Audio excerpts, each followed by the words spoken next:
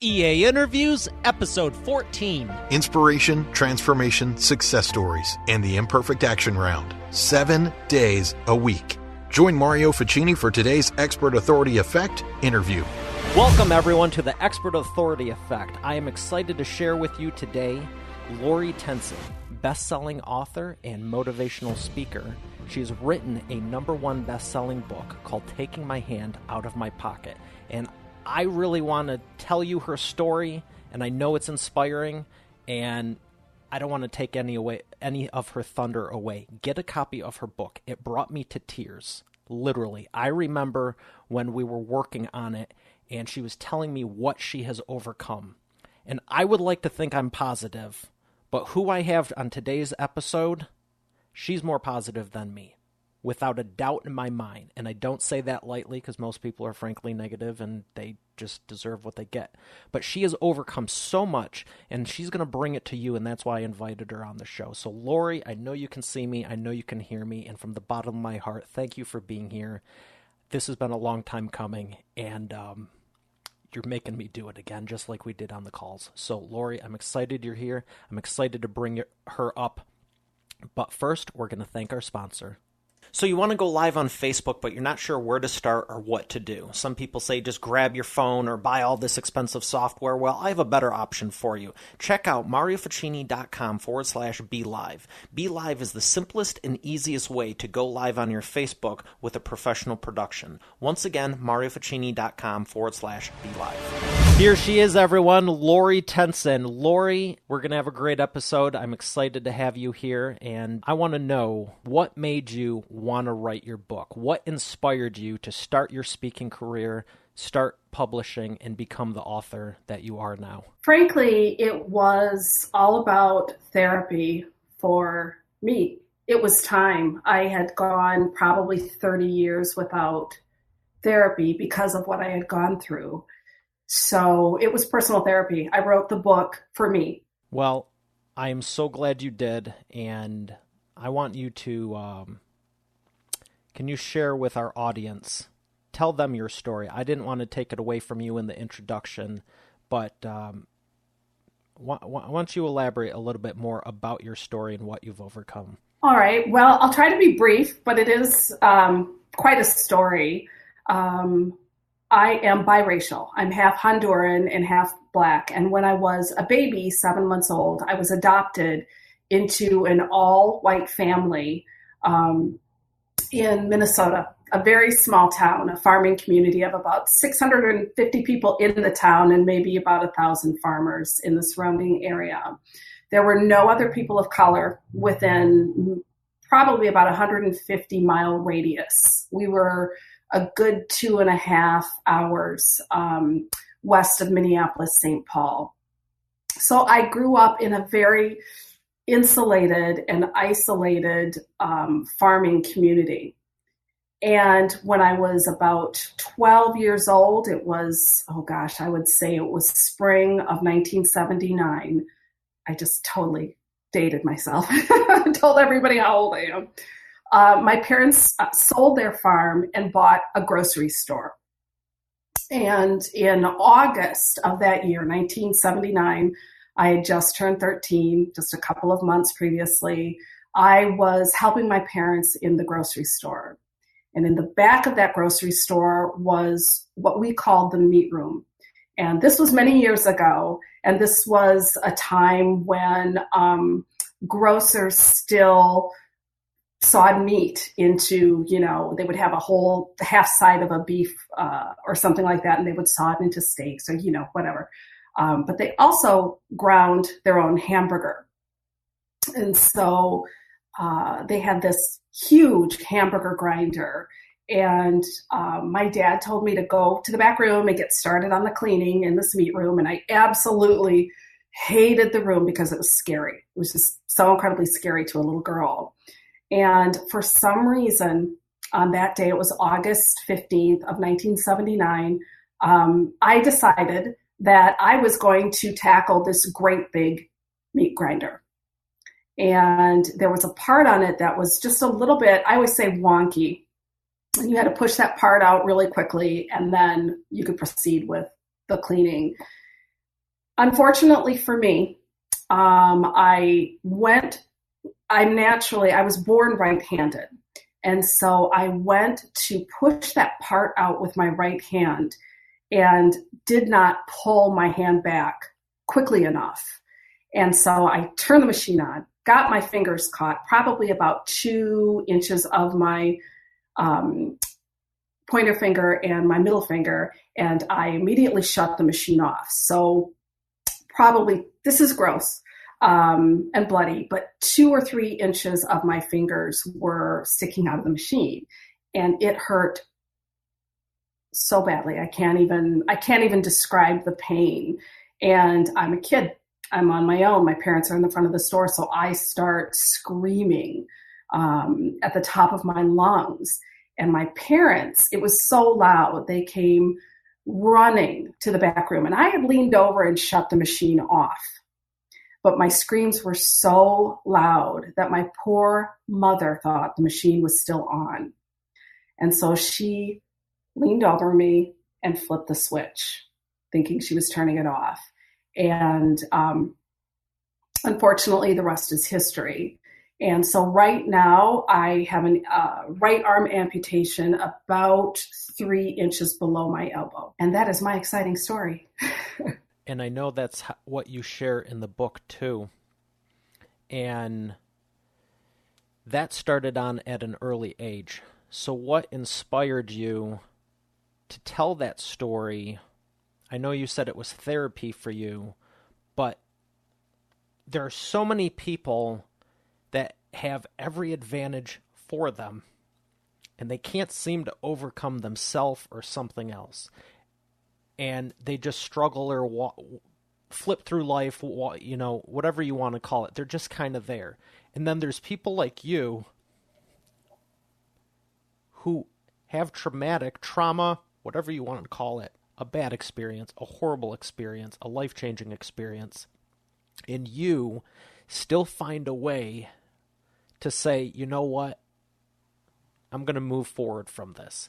When realistically, and I'm so sorry it happened to you, and you said one thing, you said, unfortunately for me, I'd say fortunately for you, because I know in every adversity is the seed of greatness, and I think it's where a lot of your power comes from. I never would wish this upon anyone, and I really wish it didn't happen to you. But you're an amazing woman, and you've overcome so much. And there's other stuff that if you want to touch on it, you can. I know it's on the back of your book, but what inspired? How do you decide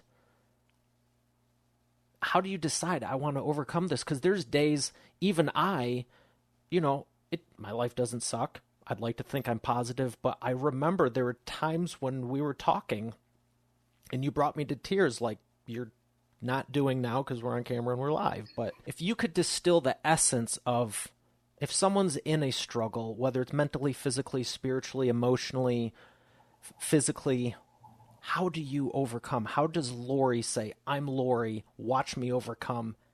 And you didn't even touch on your 2 great kids yet. Oh, just wait. All right. I was 13 when this happened. I was just a kid, and I did not have any counseling. This was a small community, and I love my parents dearly, but counseling wasn't a thing in 1979 or as I was growing up. My parents are incredibly tough, wonderful human beings. And when I first went through this, and probably until I was 18 years old, it was just this mantra inside my head that said, just carry on. And that's what I did. But from adulthood, 18, until I was in my late 30s, without even really being conscious of it, I struggled. I was unhappy. Everything that I did was directly related to what had happened to me. I had my first child, my son, when I was 19 years old. I was I was just about to enter my sophomore year of college when I found out that I was expecting a baby.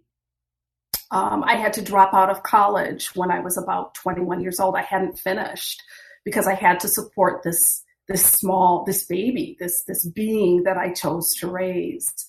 And so again, I just, sucked it up and kept going. And then, I got to be in my 20s. I got married. I had another child. I spent, over a decade as a stay-at-home mom. And on the surface, it looked like my life was pretty darn good. Lived in a great big house. My former husband had this amazing job, so I got to be a stay-at-home mom. But inside, I was a mess. And I reached a point in my late 30s where I was so depressed. I was anorexic. I was, I'm 5'9", and I weighed at my most 119 pounds after having 2 children. I was so incredibly depressed and miserable that I knew I had to make a choice. I was either going to live or die, because I had thoughts of suicide running through my brain daily. And I was on antidepressants. And that was in my late 30s. And over the course of about 6 years while I was in therapy, it was the first time I had ever cried about what had happened to me. It was the first time I'd ever talked to someone about my accident, about being adopted, about being raped in college, about becoming a parent when I was only 19 years old. And it took 6 years of really, really tough therapy before I was okay, before something inside of me changed.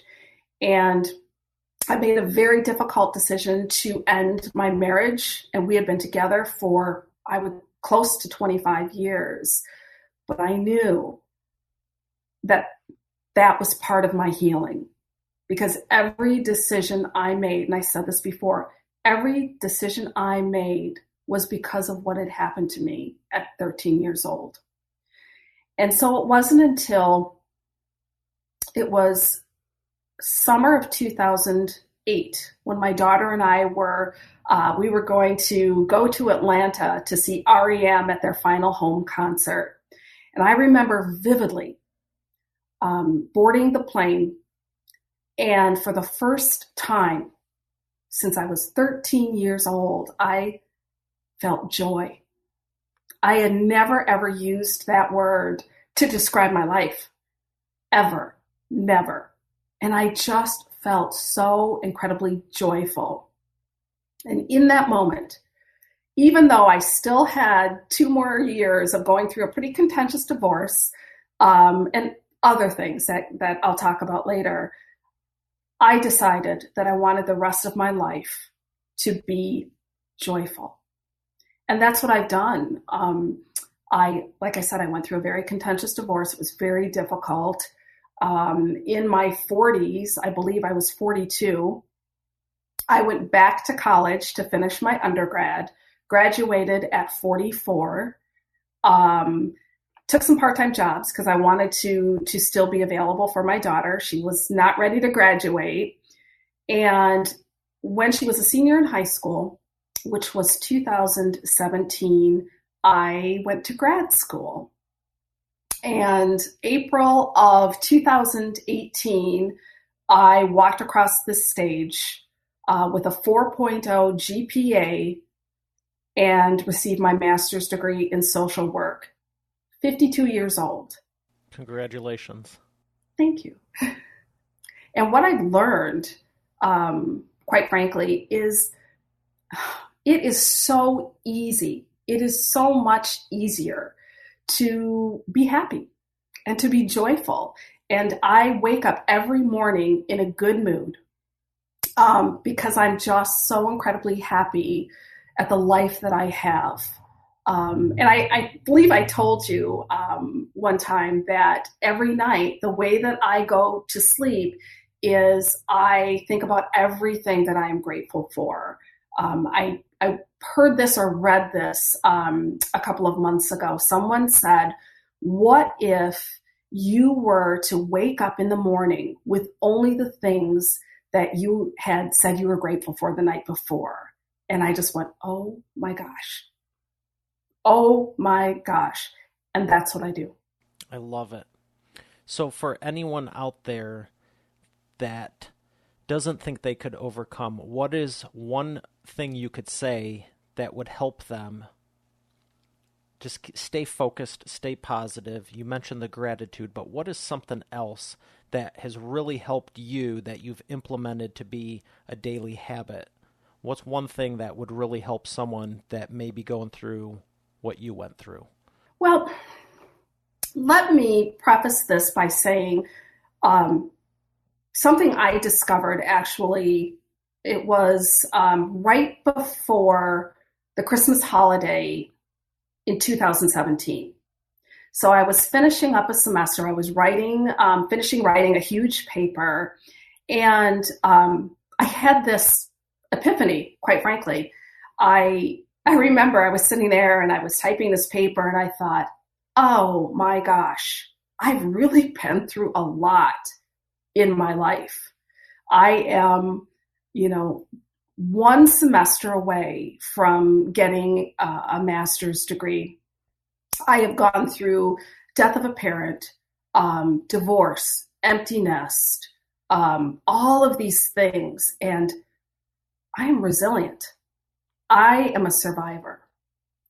And I truly believe that all of us have that within us. We may not recognize it.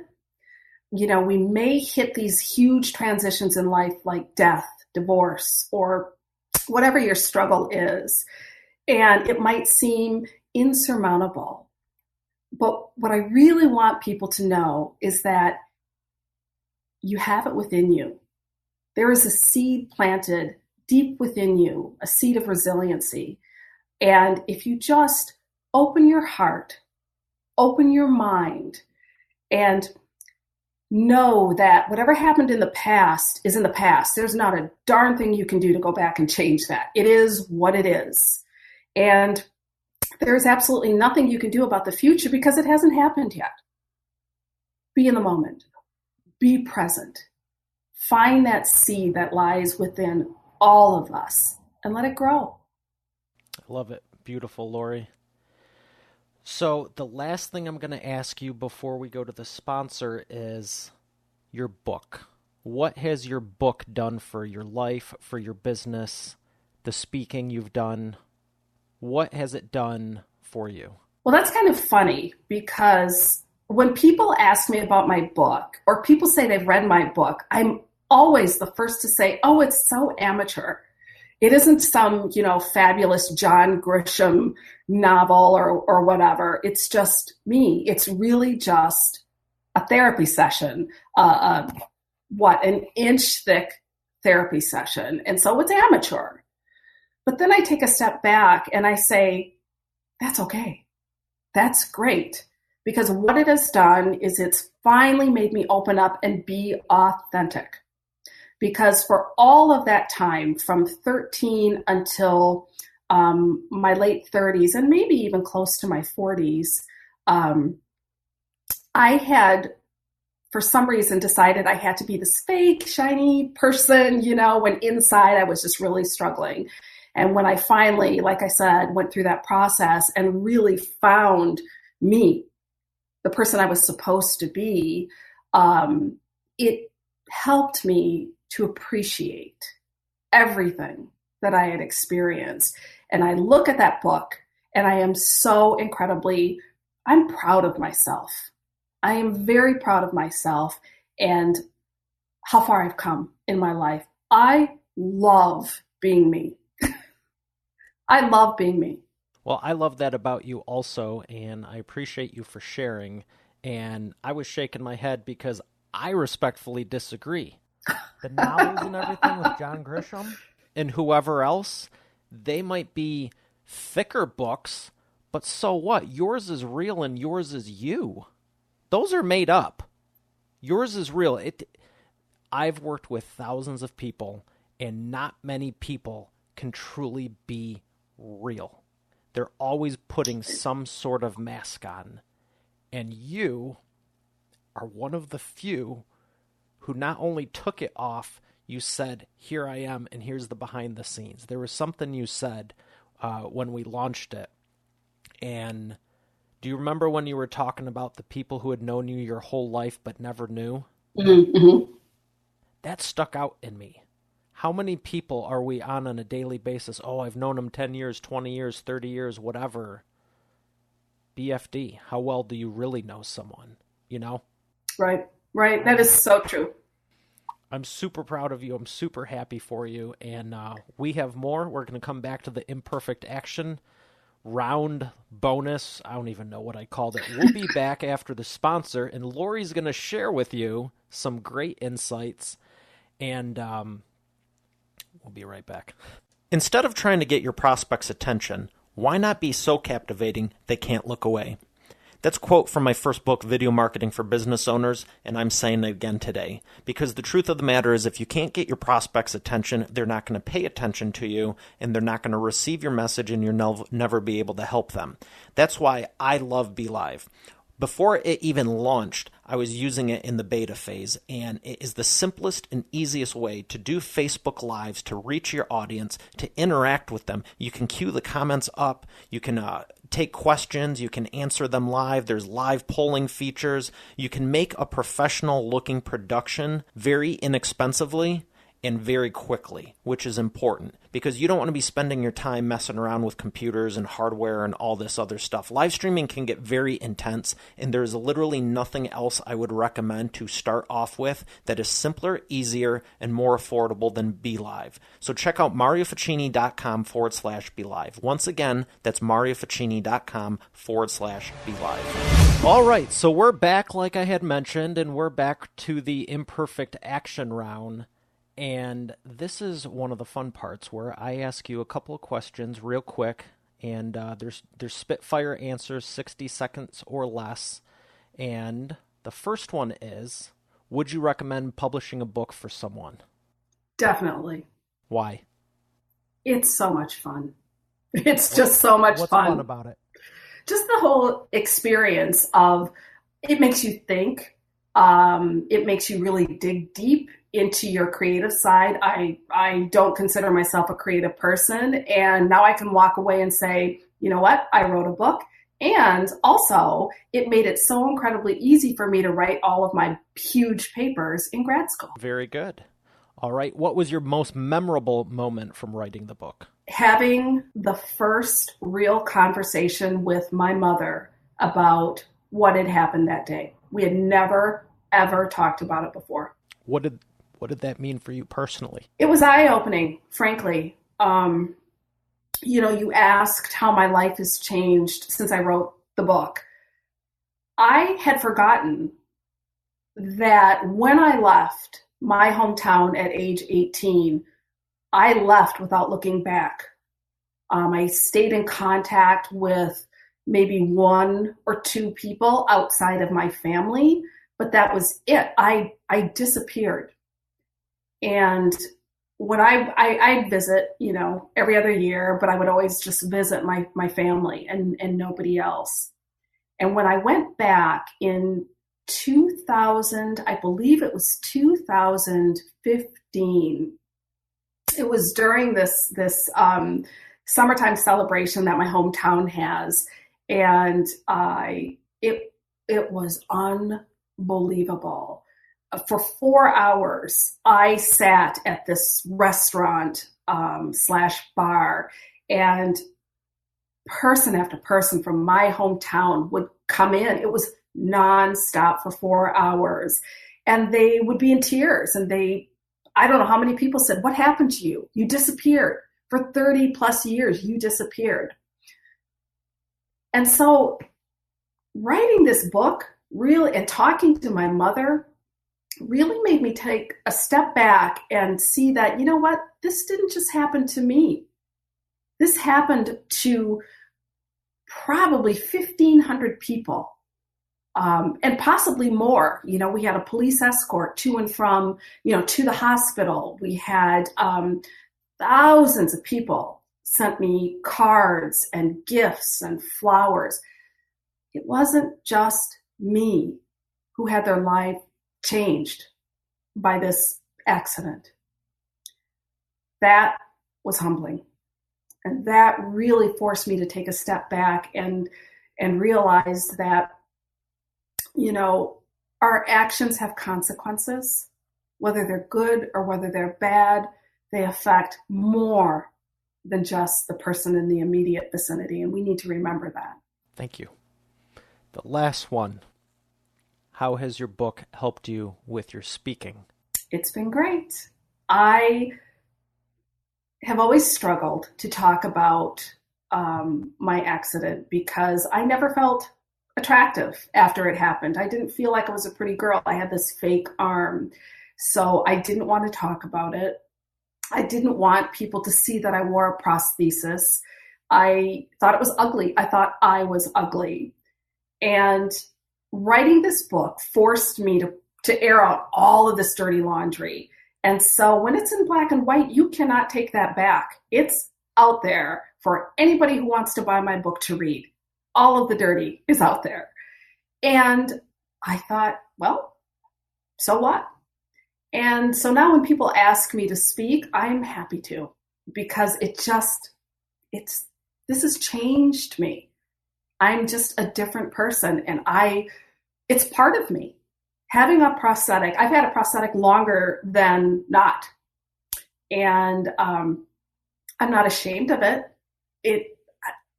It's me. It's who I am. And so I love it. If somebody wants me to speak, call me. Love it. So what's the best way to get a hold of you? We're going to put a link to your book. And what's the best way for someone to reach you if they want you to speak, if they want copies of your book? Where can they find you? Well, people can join me on my podcast, 4065, and they can find me on LinkedIn as well. Very good. And what's your name on LinkedIn? Lorie Tensen. Lorie Tensen is Tensen. And I will respond. Very good. Well, it's a pleasure having you on the show, and I'm excited to get you in front of more and more people. Lorie, thank you very much again. It's a pleasure been having you. Thank you so much for the invitation. And you were right. Long time coming. You're already successful. You've worked hard to get where you are. We both know it wasn't overnight and hasn't always been easy. No doubt you're the expert on your subject matter. But do your prospects in your marketplace think of you first as their go-to trusted advisor all the time? ExpertAuthorityChecklist.com is 100% free and reveals the 21 steps to determine if your prospects view you as the expert and authority of your marketplace or if it's just all in your mind. Important required steps like, do you have a process in place for prospects to self-identify if they qualify for your time and expertise or not? Does your current offer have the 7 components of an irresistible offer required to make it a no-brainer for your prospects? Do you have a real-life paperback book showcasing you as the subject matter expert you can actually hand someone? Get your free checklist now at ExpertAuthorityChecklist.com. Once again, Expert Authority Checklist, to make sure you have the 21 steps covered. It better not be more, but don't leave those 1 or 2 things you may have missing go any longer. Visit ExpertAuthorityChecklist.com and make sure you're being seen as the expert and authority today. Once again, that's ExpertAuthorityChecklist.com. Get your copy now. BeLive offers entrepreneurs and small business owners around the world the opportunity to broadcast live video on your Facebook page, profile, group, or event. The platform is fully web-based. There's nothing to download. BeLive has made the dashboard super easy and intuitive to use. You can be up and running with your own TV-style talk show, interviewing guests, interacting with your community, and offering your products and services to a wider audience in 20 minutes. To learn more, go to MarioFacchini.com/BeLive. Once again, MarioFacchini.com/BeLive. Thanks for listening to the episode. I hope you got a lot of value out of it. Let's continue the conversation over in the community, ExpertAuthorityWorld.com. We can have discussions, talk about the episodes, and I'd love to get your thoughts on it. Once again, expertauthorityworld.com.